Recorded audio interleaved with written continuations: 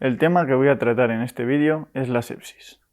Comenzaremos revisando los conceptos de sepsis, síndrome de respuesta inflamatoria sistémica, sepsis grave, shock séptico y shock refractario.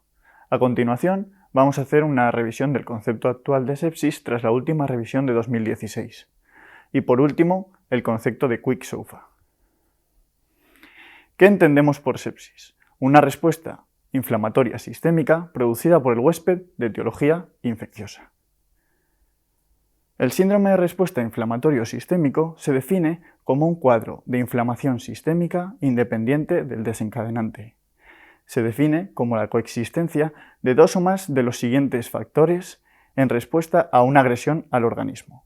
frecuencia cardíaca superior a 90 latidos por minuto, frecuencia respiratoria superior a 20 respiraciones por minuto, temperatura superior a 38 o inferior a 36 grados, recuento leucocitario superior a 12.000 o inferior a 4.000 o porcentaje de callados superior al 10%,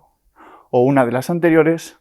asociada a una de las siguientes: alteración del nivel de conciencia, edema importante o balance positivo de fluidos, es decir, mayor aporte que pérdidas, glucemia mayor a 120 miligramos decilitro, una proteína C reactiva superior a 2 desviaciones estándar o una procalcitonina superior a 2 desviaciones estándar.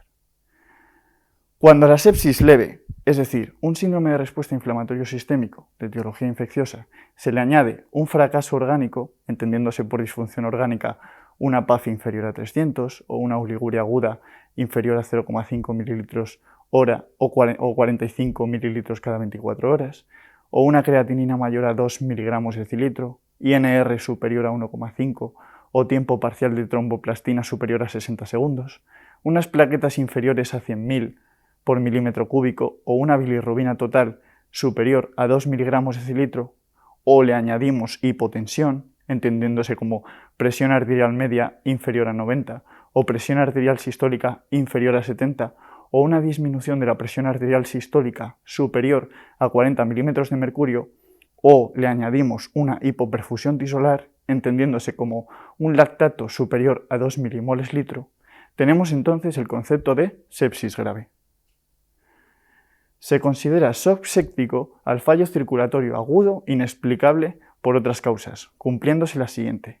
como una presión arterial sistólica inferior a 90, una presión arterial media inferior a 60 o un descenso de la presión arterial sistólica superior a 40 milímetros de mercurio, a pesar de una reposición de volumen con un mínimo de 20 mililitros kilogramos de cristaloides o equivalentes.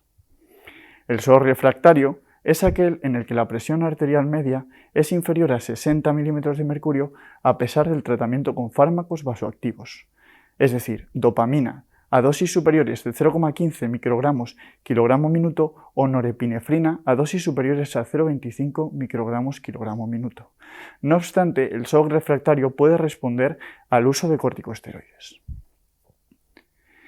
Las definiciones de sepsis, shock séptico que hemos comentado hasta ahora se centran en la respuesta inflamatoria del huésped, pero en la última conferencia de 2016 se propone una definición con un concepto más específico, basándose en que los criterios de la respuesta inflamatoria sistémica no se manifiestan en todos los pacientes y no necesariamente reflejan una respuesta anómala por parte del huésped.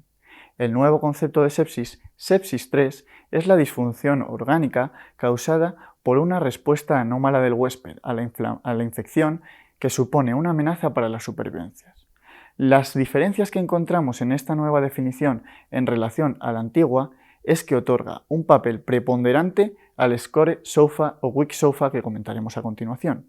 Desaparecen los criterios de síndrome de respuesta inflamatoria sistémica de la definición de sepsis. Desaparece el concepto de sepsis grave, por ser redundante, dado que la nueva definición implica que al menos existe un fallo orgánico, y modifica el concepto de shock séptico, que ahora implica la coexistencia de un lactato superior a 2 milimoles litro o 18 miligramos decilitro, y la necesidad de vasopresores para mantener una presión arterial media superior a 65 milímetros de mercurio a pesar de una adecuada reanimación con fluidos.